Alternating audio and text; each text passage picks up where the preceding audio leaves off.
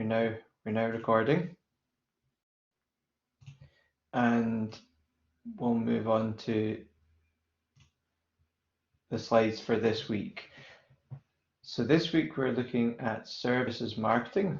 Hopefully you already know that and you've managed to do the preparation in advance, work your way through the materials online. I'm going to go through the instant feedback that I've had from you in relation to what we've covered and any comments. So people seem to find the characteristics of services an interesting point, and also service recovery. So someone had said that, or a couple of people even had said that service recovery was the interesting thing that they'd taken from the preparation stuff, particularly that service recovery can actually result in a greater outcome than the original service if it's done correctly. So that was nice to see. There was nothing fed back that wasn't clear, so that's great. And if that is inaccurate, then feel free to get in touch with me. A couple of suggestions that I wanted to cover. So one person was giving some feedback in relation to the bullet points on the slides videos that are there for lecture prep. So basically the point there is that I think I've sometimes got pictures or images up, but I don't actually put the words on the screen that give you the summary of the point that I'm making at that point in time. So I will try and change that for the latter part of the semester. The materials for the next couple of topics are already recorded, and I'm sure you can appreciate that the recording of these materials does take some time. So I won't be able to go back and redo the stuff that's already up, but I'm still to record some materials, and so I'll try my best to make sure that the videos, and that will be particularly for digital marketing and celebrities. I'll try my best to make sure I take that comment on board when I'm recording those. There's also a question of where to find PowerPoint slides that are actually used for the videos. So I haven't made those available, not for any reason other than it didn't occur to me that that might be useful to you. But if that is something that you would like, what I can do is I can link to the actual PowerPoint files so that you can download the slides themselves and have the slides to use if that would be helpful. Well, maybe you could respond in the chat. I would either make it one PowerPoint file for all of the stuff that relates to one topic, or I can make them in the different parts. So services had 5 parts to it, so I would do 5 separate links to the PowerPoints. If people have a preference, maybe either someone said yes, please, I'll do that. Someone's saying one big one, someone's saying separate.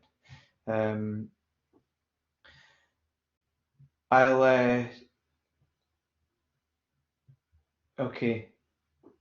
Some people saying separate, some people saying one. I'll see if I can do both somehow. I mean, I can do it. I just want to make sure that it's clear as to what they are and where they'll go. But I will do that. I can't promise it will be done straight away, I'm afraid, but I will do it as soon as I can. And certainly you'll have access to it long before you're preparing for your exams. That's for sure. So hopefully that's okay. Remember to keep using the feedback or comments form on the class site, because I get an email every time anyone responds to it, and I will always do my best to try and follow the advice and the feedback you're giving me, and try and make if there are improvements that can be made for you while we're doing the class, that's what I want to try and achieve. So do please keep using them, but thanks to those of you who have responded. Moving on to today's materials. So we're on to services marketing now, and I'm going to do a little short as possible summary of the absolute bare bones headline points from the materials that you've had access to. This is not a replacement for those. It's just kind of giving you, I guess, some direction towards what are the big important things that are the topic headings that then have some more detailed and more complexity added to them in the materials that you can get access to online. So let's jump through those.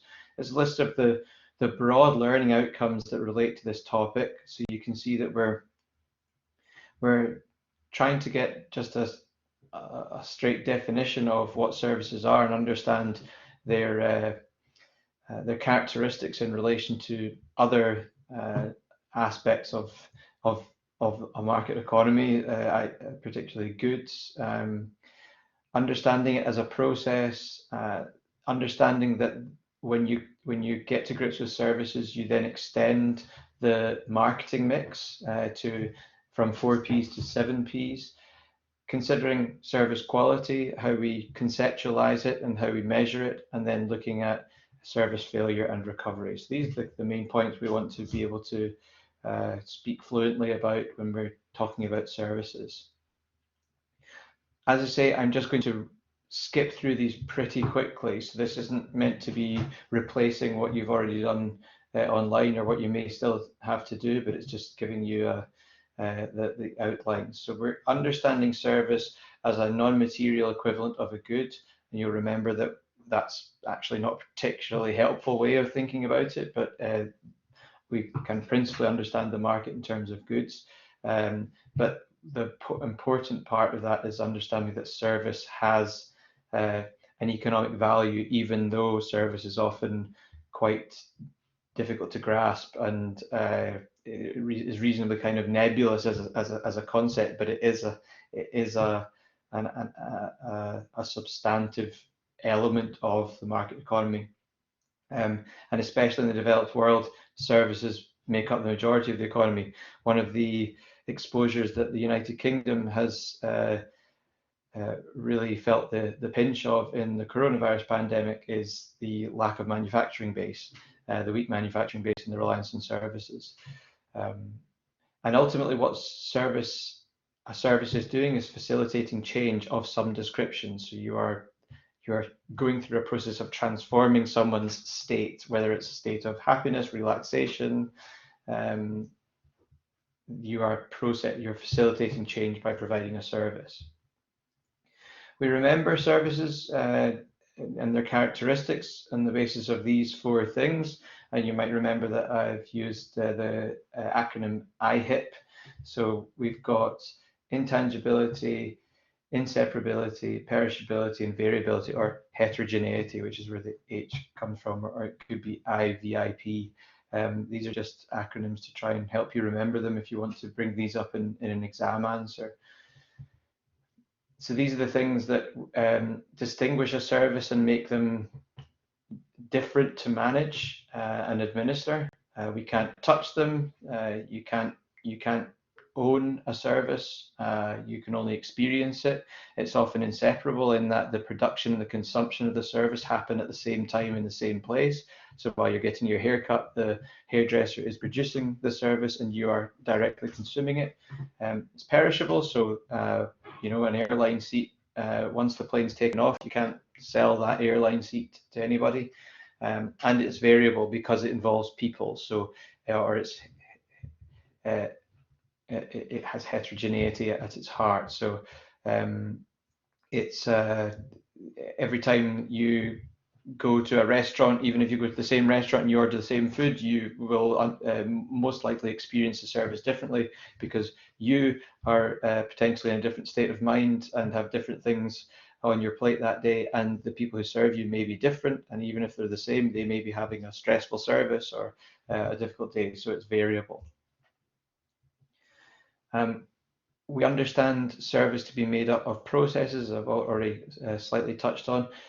So we've got people processes, possession processes, mental stimulus processes and information processes are all channels of services and the administering of services that need to be managed. And all of these add up to give us a services marketing mix. So we've got the 4 Ps that we're familiar with of the marketing mix: product, price, place, and promotion. And when we're considering services, we have to add in extra dimensions. So we've got the physical evidence element. So as much as services are intangible, they often come with tangible features, and we're going to talk about that in an example shortly.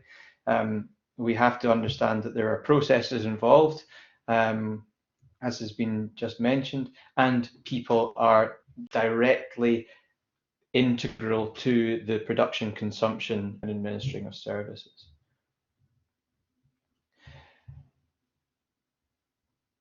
Olivia, mental stimulus processing, that's in some service examples, that's part and parcel of the product. So in the videos online, you'll find more detail about that. But an example might be a casino. So there is a mental engagement with the process required on the part of the consumer in order to actually consume the service. If you've ever done an escape room, that would be another example of mental stimulus processing. There's also a lot of attention in the online materials paid to this particular article, which is part of the reading for this this topic. So looking at the GAPS model of understanding service quality, and that GAPS model looks at the gaps between expectations and perceptions. And all of these 3 elements create their own variables. So how expectations are set and what we think our expectations are, what our perceptions actually are on the basis of, as I said, the variability of day to day, and how they relate to expectations, and our perceptions of the broader context more generally, and then the actual customer experience that happens, both in terms of the service delivery and the service consumption. And the Parasuram and Saitamal and Berry define this as a gaps model. So look, you can understand the quality of service on the basis of the gaps that exist between our perceptions as customers and the expectations that we had. And there is a role on the part of the business on both sides of the gap. So again, that's covered in more detail online, so please do have a look through it. And that results in service inputs and service outcomes. So we've got managing the tangibles, your responsiveness to the customer, your degree of courteousness, the effectiveness of your communication, and your practical competence, the material practice of delivering the service. And then those inputs result in a degree of outcome: how accessible the service is, the extent to which the customer is understood and the customer feels understood, its reliability, so how consistent it is in delivering that service on multiple occasions, its credibility, and its security. And we also talk about service recovery, as someone has fed back that they found that a particularly interesting part of this topic. But service recovery I suppose you would call it the kind of management jargon, but I don't want to use it. It is a technical part of the literature, but in service businesses would refer to having to engage in service recovery if they ran into a problem, if a customer had expressed some dissatisfaction, or they felt they'd fallen short on something. So systematic attempt to correct a problem. The effort is to retain customer goodwill and repeat business. So empathy and sincerity are the keys. And by that I mean service recovery is a practical response, but the expression of service recovery needs to attend to the fact that a customer may be upset, pissed off, if you excuse my language, and the service recovery needs to demonstrate an understanding of that. and not simply be a function. So we're going to look at a few examples now. We're going to answer some questions just to go into this more in some more detail. I'm going to use the example of Abercrombie and Fitch, which has had a turbulent time over a number of years and also has found itself being the leading, most popular brand among teenagers to being something of a bit of a laggard in the current market. So I'm going to show you a few videos. I'm going to show you the first one that gives you the detail of that kind of rise and fall and recovery, and then a couple of examples of the way in which it presented itself. And we'll get on to discussing. I'm sure many of you will be familiar with Abercrombie Fitch and Hollister. It's best known sister brand, and the way in which their particular genre of service made it distinctive, and we can look at what they tell us about what that tells us about services. So I'm just going to line up a couple of videos for us. So we'll share the first one with you.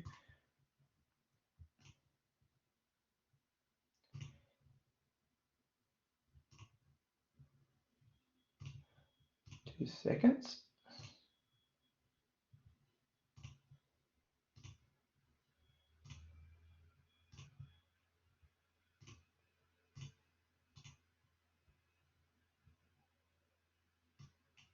Abercrombie and Fitch. You might remember the clothing brand from the pounding techno music and the smell of cologne that would hit you as you entered its stores, after walking by the half-naked models who sometimes guarded its doors. It's where teens in the early 2000s would shop to get the trendiest flannels, tees, and jeans, all while feeling like they went clubbing with their parents. Abercrombie and its sister brand Hollister consistently ranked as one of the most popular stores for teens in the early 2000s.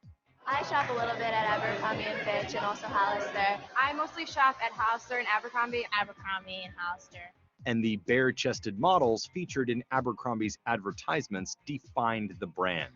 But that hypersexualization is also what led to its fall from grace. I think we're all tired of the scantily clad teen ads. You know what? Well, I'm tired of it. I don't know about you.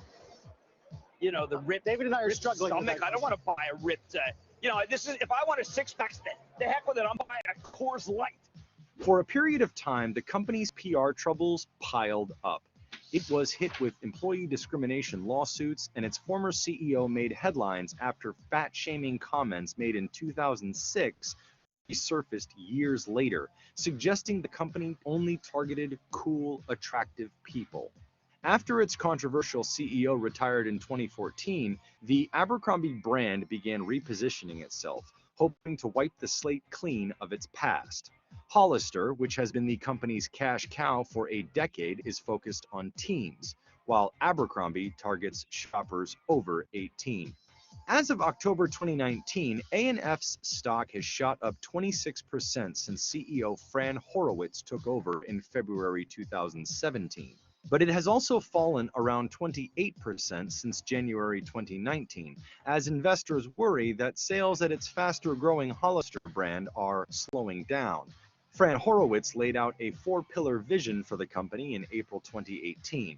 Her plan includes redesigned stores that are more open, a more responsive supply chain, and a seamless shopping experience online and off. If you haven't been paying attention, the company might be unrecognizable. But that prompts the question, are investors ready to buy into the transformation?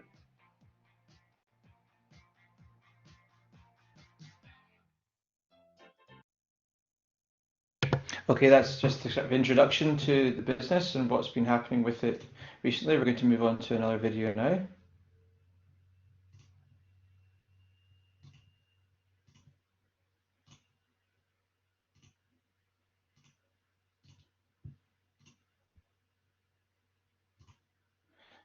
Now this is trying to give you an example of the sort of language and the way in which Abercrombie had been presenting itself previously. and the way in which it's specifically targeted this hypersexualized, image obsessed idea of who it was targeting. So let's have a watch.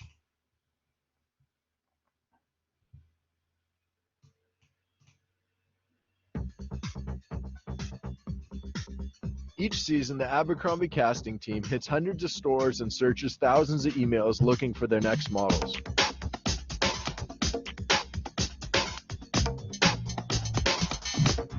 How cool is it that the Abercrombie models are selected right from our stores?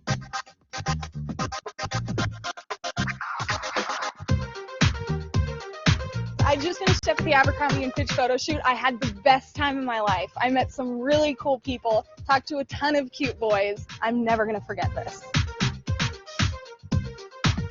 A couple months ago, my district manager called me and said, "Hey, get down here. Abercrombie's having a casting call." 3 weeks later, I get the call and I'm on my way to a photo shoot. Massages, catered food, wardrobe, hair, makeup. I don't know. It seemed like I was on the set of a movie. You gotta work at a store to end up on a bag. Abercrombie Fitch, my favorite thing ever. My manager called me and said the casting team was coming to Austin, Toronto, and LA. They had already finished up in Minneapolis, Boston, Phoenix, and Chicago, and were now headed straight for my store. How far did you drive here? 2.5 hours from Fort Worth. I go to TCU. How do you think you're gonna do? Pretty good.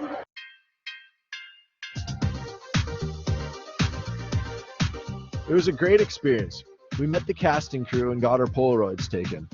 They even had us tell a few stories on camera. When I found him, he was like dripping wet and he was giggling. I am like hanging with my jacket stuck in the chair. My drawers are down. Kid has taken a penguin from SeaWorld. So my complete butt crack was out the entire time while I was surfing, and nobody said anything. I played for UT's ice hockey team. I started really getting into it. I'm doing the octopus like this. The girls that follow the team, they're kind of groupies. They're called ice bunnies. My friends and I were all talking about how crazy it would be to go to the next photo shoot. I hope my story sticks with the crew, and I hope I'm the next face on the walls at Abercrombie & Fitch.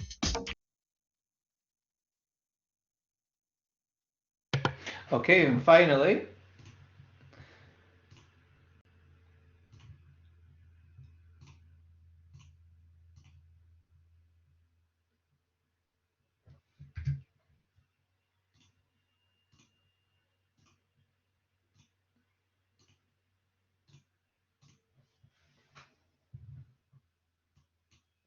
I don't know if you've heard about this. There's a bit of a controversy going on surrounding Abercrombie & Fitch right now. Do you know about this?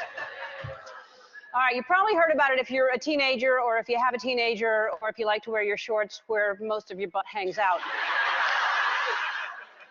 The CEO of the company announced that his stores will stop selling clothing for women larger than a size 10. Well, hear him out. He has a really good reason.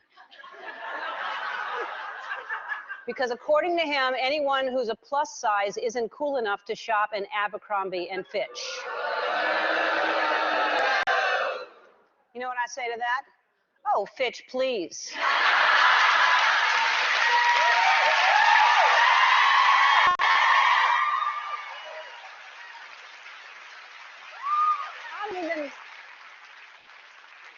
I don't even know where to begin with this one. I mean, first of all, since when is something over a size 10 a plus size?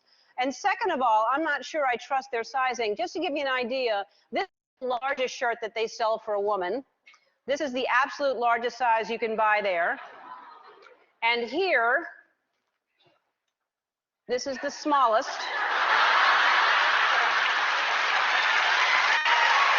That's what they prefer to sell. This is who they want to shop for. Let me warn you, if you buy this, you should hang dry it or lay it flat because it shrinks if you put it in the dryer. It's not just Abercrombie & Fitch. I've noticed the trend in women's clothing. It's getting ridiculous. There is a size 0 It's size 0, which I don't understand. 0 is nothing. I mean, knock, knock. No one. Now.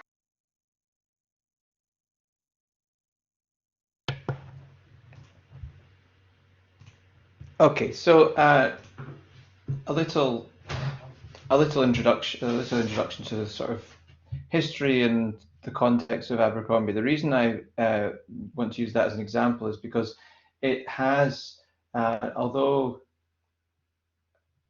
sitting within the story of Abercrombie is some rather questionable business ethics, which is why I think makes it interesting. At the same time, they sort of hyper engaged with the idea, some of the ideas we have around about services marketing. So this concept of intangibility and at the same time physical evidence of a service. Abercrombie was very good at, and Hollister as well, was very good at trying to maximize all of the different weapons it could have at its disposal around about these ideas. So it mentioned in the first video, and I'm sure many of you will either be aware or may have been in one of these stores before, the pumping of fragrance through the air conditioning system to the extent that the smell spills out and you can smell it 100 meters away either side of the shop and in a shopping center. The stuff to do with the staff being models, so the staff would be hired on modeling contracts, so that they were not they weren't subject to the normal legal conditions of a service employee, and it was very much about their look, and it gave Abercrombie the ability to have some say around about people's weight and more directly about their appearance, and the nature of the service interactions in the store was based on kind of trying to animate the brand as opposed to directly attend to the needs of the customer. So, and this has changed over time, but it talks about the early 2000s. So that was when I was kind of round about your stage at university, and I remember going on holiday with my friends. We spent the summer in America, and this was before the financial crisis. So the dollar was double, basically a pound was twice as strong as a dollar. So it meant that everything was half price in America. So I remember having lists of stuff from friends who wanted us to buy Abercrombie and Hollister gear for them. It was the absolute all the rage. And it was all about this kind of lifestyle brand, and the way in which the servers in the store greeted you and engaged with you was almost anti-service. It was like, we're here to serve you, but we're not really here to serve you. We're more here in the capacity of like Mean Girls, the film, where we're trying to make you feel a little bit demeaned and like as though you're trying to make friends with the popular people at school. They weren't really helping you. I remember trying something on in Abercrombie in Florida that summer and asking for a different size, and the look that I got from the changing room person, it was like, it was as though I'd said the most offensive thing you've ever heard to her, because she wasn't there to get me clothes, she was there to look good. So there's some interesting elements of how Abercrombie relates to services marketing. We're going to go into a couple of questions now to explore some of our feelings about service and how we experience it.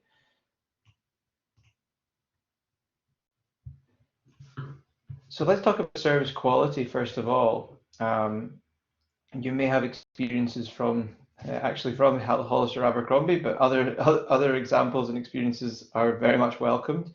When was the last time you experienced poor service, and what did you do about it? And some examples here: you might have done nothing, you might have complained to a manager, you might have just moaned to friends and family, or maybe you even took legal action. But let's engage with that question and see what different people's experiences are. So I'm going to just put those questions in the chat and then put a whiteboard up, and I'd like you to share your thoughts on these questions with me. And I actually experienced poor service just the other day on the phone. So we'll use different colors. If you've been in tutorials, you'll be maybe a bit used to doing this now. Use different colors to answer the questions, but tell me about when you most recently experienced bad service, and what did you do about it?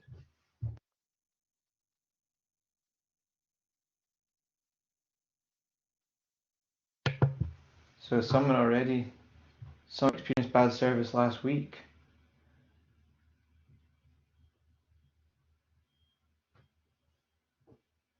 This is interesting. Experience last week, got in touch with via social media channels with the company. Harvey Nicks employees were on their phones and rude. If you go to Zara, you'll always have bad service. Okay, well, you need to expand on that in blue for me, please. A few months ago, told friends about it. So we've got the word of mouth effect when you're telling friends, and research tells us that word of mouth. I'm sure you'll have heard this before in other classes. Research tells us that when something goes badly, we will tell more people about it than when something goes well. Someone says trying to cancel a subscription. They were rude about it. McDonald's gave me soggy chips. I got new chips. Well done. Good commitment. Getting a takeaway and it wasn't what you ordered. The university missed my exam and didn't mark it. Well, here we have we move into the territory of service in the academic sphere, which is definitely, I'm sure many of you have opinions about that. Got poured the wrong pint, still drank it. Did you just took it and got on with it? Argued with staff and went to friends, got served nachos, but they didn't put sour cream on them as they had ran out. Got a different meal instead. Okay, so you evidently you complained about that.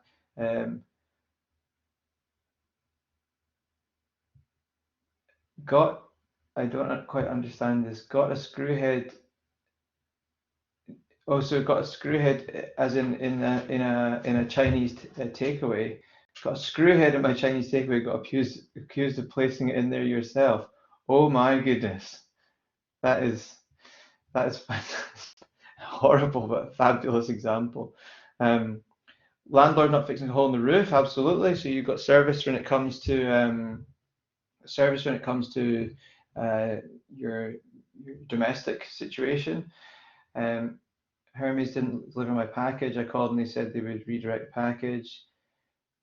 They didn't and returned the package back to me. Call center not taking no for an answer when selling smart meters. Yeah, absolutely. So we've got a range here. What we're seeing is that there is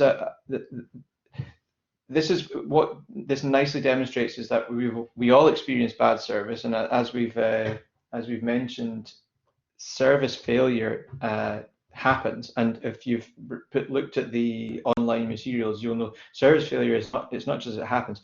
Service failure needs to be designed into a service system because service failure is inevitable. But then we've got both sides of it. So someone, I mean, let's take a couple of examples here. Got poured the wrong pint, just drank it, and then someone got given soggy chips and complained about it. So you'd say, well, getting categorically given the wrong product, but still taking it, you've received bad service, but your response to it has, if you like, validated or legitimized what happened. So the mistake is, from one point of view, the service failure didn't exist because it was you've taken the wrong pipe and got on with it, and that's okay. Someone's saying got called a glizzy gobbler. Is that what that says? Who got called a glizzy goblin? That's unbelievable. I'm just trying to move a couple of things. Ordered a cheeseburger, but received a glitzy. What is a glitzy? What is that?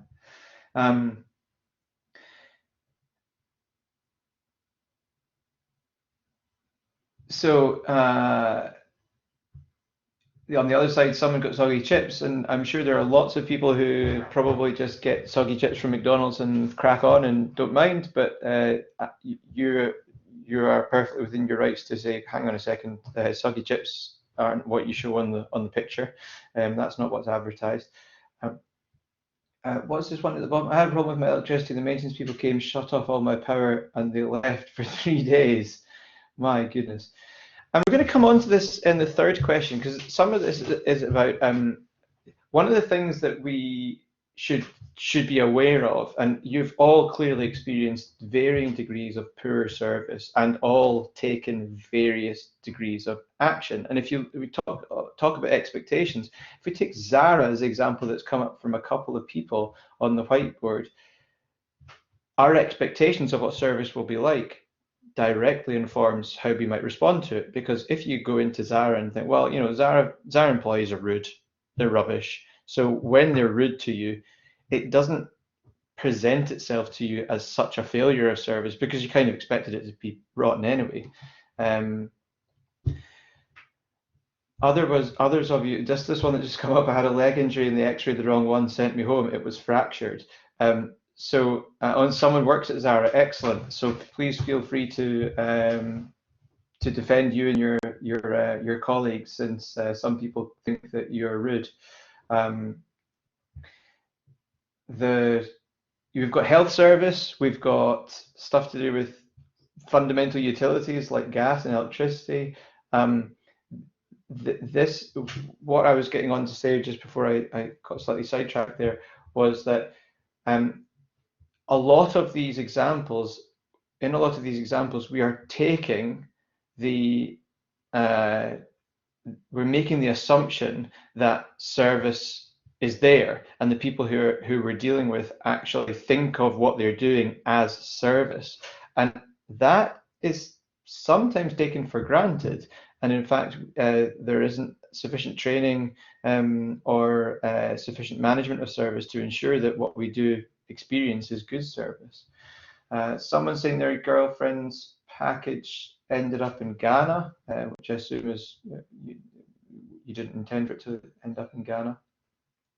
So these are all very good, and they cover a lot of the different things that we're thinking about with its service, whether it be the system design, whether it be communications, whether it be managing how service recovery is managed, whether it be understanding the system as a full loop. So the electricity example at the bottom is a good one. Someone has an electricity problem, the maintenance people come and shut off all the power.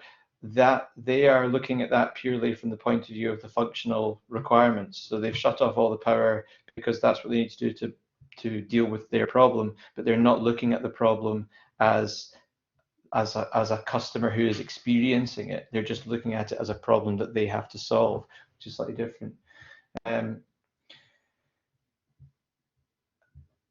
The union ran out of mac and cheese. Well, that is a serious problem. I am sorry to hear that.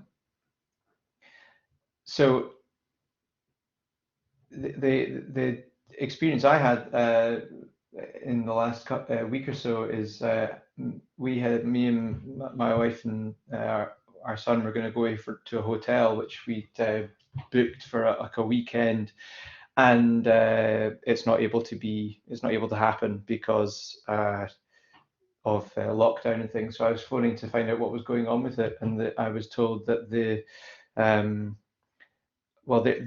only open for key workers for things to do with hospitals and so on. So we can't stay, but we can rebook.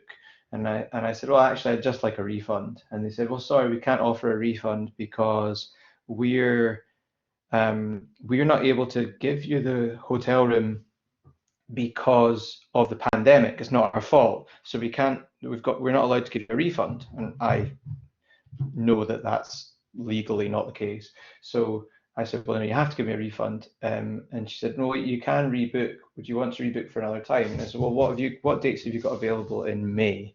And they said, well, we've got some dates available in May. We'll look into them. And I chose a weekend in May. And then she said, okay, well, you have to pay extra for that date because it's in May. And I said, well, you can't charge me extra when you can't honor the date at the moment. And she said, well, our rates are higher in May, and it's not our fault that you can't come in March. And the difficulty there with service recovery is the business was using the pandemic as both its sword and its shield. So it was saying, we won't give you a refund because of the pandemic, but you must pay more because of the pandemic. So one or the other would have been fine. They could have issued me a refund and said, if you'd like to rebook, it will cost you more. Or they could have not issued me a refund and said, if you want to rebook at a time when it's a higher price, then you can do it without having to pay the higher price. So that was an example of poor service, and not being sincere, not being fair to the customer. In the end, I managed to negotiate my refund, I'm pleased to say. So the thing that with that as an example of service recovery as well is that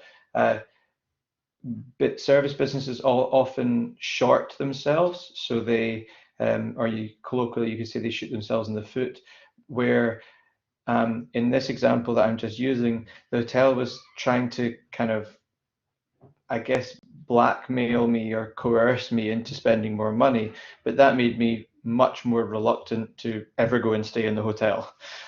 So they were going to lose a customer one way or the other by not dealing with the situation with good customer service, good service recovery strategy. So let's move on to the next question. I'm going to give you two questions at the same time. So thanks very much for all those. Very interesting. I'll try and spend a little bit less time on this one.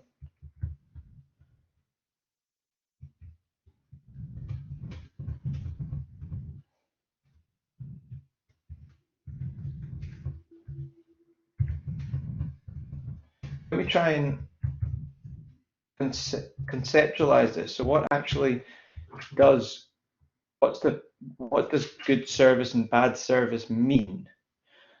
When something has gone well, what has happened? Remember, when in service, we're talking about a change of state. So they have achieved a change of state, which is based on our expectations. But when service goes well, what is that change of state? What is achieved? And when service goes bad, what is not achieved, or what is the result?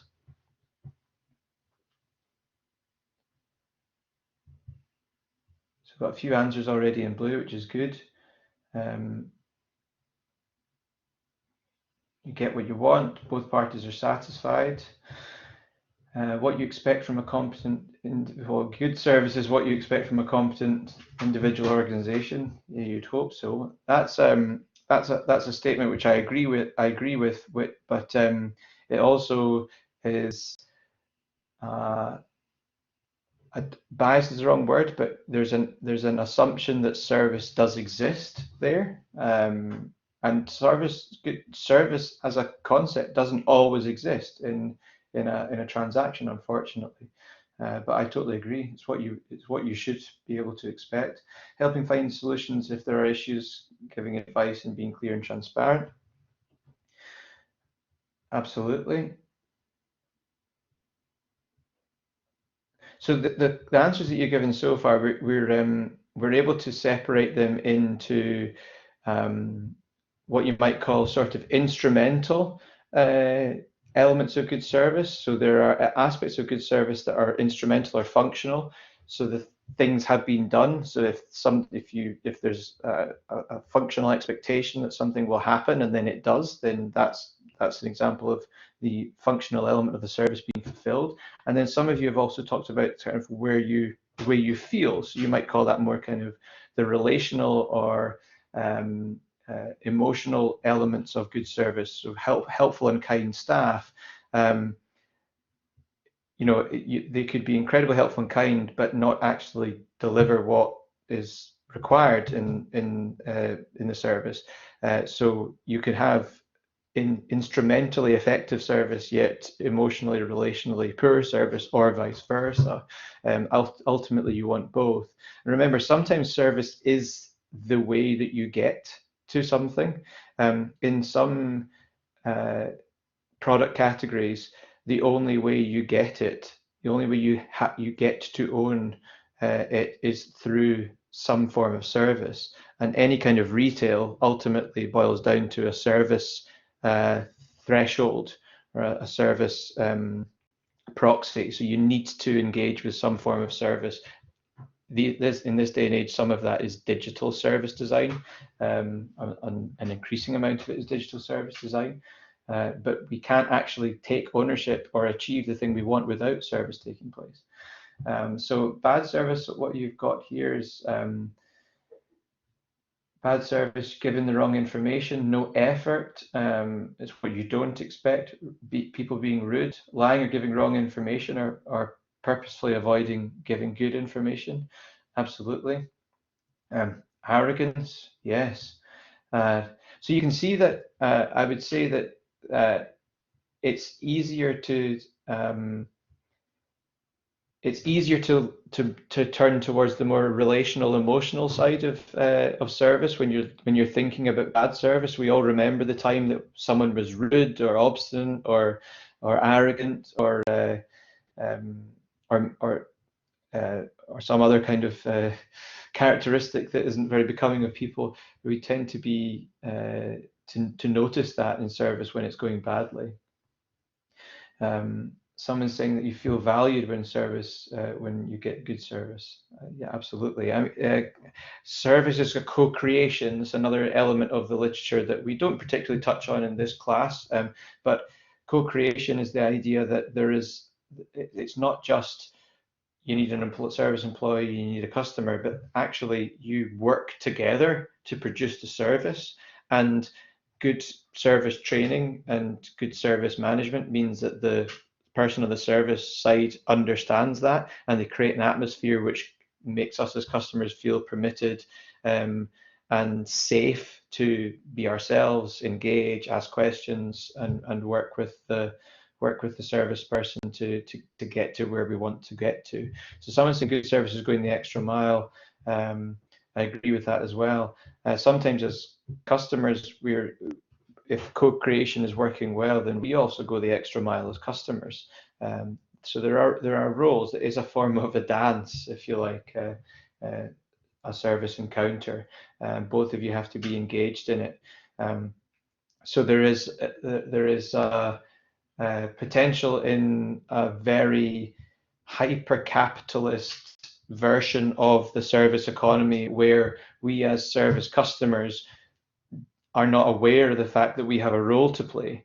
And if you have worked in a service role, so someone's already said they work at Zara, anybody who's in this class who's worked in a service role will be familiar with the experience of a customer who is not playing their part. They are not meeting you in somewhere in that middle area between the service production and the service consumption in order for the service to go well. The service employees having to reach far over halfway to try and deliver the service. And that actually isn't very good for the service encounter either. Unfortunately, that tends to result in the customer still feeling like they've not received good service, and the person delivering the service feeling like that was a crap customer and I had to work really hard there. I'm not saying that they shouldn't, service people shouldn't have to work hard, but an understanding that service is an encounter between two parties who each have a role is an important part of understanding service. And some of the service design job is ensuring that the customer is well informed of their role. You can see extremes of that in somewhere like IKEA. And you're all students, so I know that if you're a student living away from home, the September tradition is to take a trip to IKEA. So I know that many of you will have spent some time in IKEA. IKEA really does a lot to try and give its customers subtitles for how you're supposed to do the role as customer, arrows and signs and all sorts. So that's a particular approach to it. Okay, final question.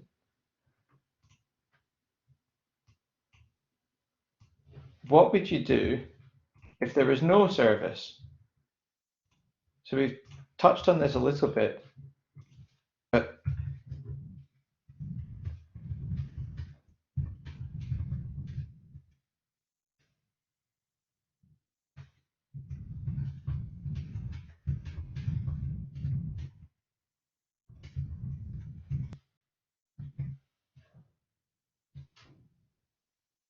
what do we do if there's no service?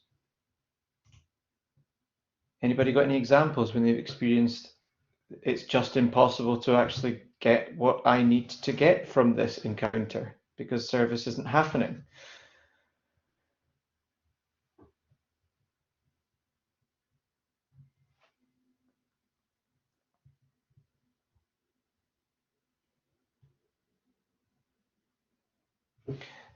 So some of this relates to the idea of service dominant logic. If you've read the article in the reading on service dominant logic, if you're, and many of the people in this class, not everybody, but many of the people in this class are based in the United Kingdom, and the United Kingdom is a very service-orientated society, a very service-orientated culture, and there are other contexts in which that's not so much the case. So it's sometimes quite a difficult question to think about because there's a lot of service provision that we take for granted. So some people are saying vending machine, Amazon Go shop, self-checkout. So these are good examples. So I would feel lost in certain shops and for important purchases. However, for groceries or clothes shopping, I would not mind. Worked in my aunt's small shop and fell asleep at the back, and people had to wait for service from me for a while. Very good. But these are kind of good examples. Like when we talk about digital marketing, we'll see the overlap between service dominant logic and service marketing with digital. So examples of vending machines, self-checkout, these all still rely on a degree of digital service provision, but they do answer that question, and that's the way that we could go is designing a system and leaving the system to it. The system needs to be able to second guess the service demands. And the thing is that in some cultures there's far less of a service dominant logic, and other things facilitate things happening. So personal connections, power. So if you have power over someone, either through a class system or to do with your own influence, then that is how you are able to get things, and there is no other means by which to get it. So a service, a fabric of or culture of service doesn't matter because the way that you get things is by other means. And so service is a democratic idea, if you like. So someone's saying without service, the product seems to have a lower value. And that's probably a good place to leave this conversation, is that, yeah, so service augments the product. So we can add or augment the value of a product by adding good service. But have a think about it next time.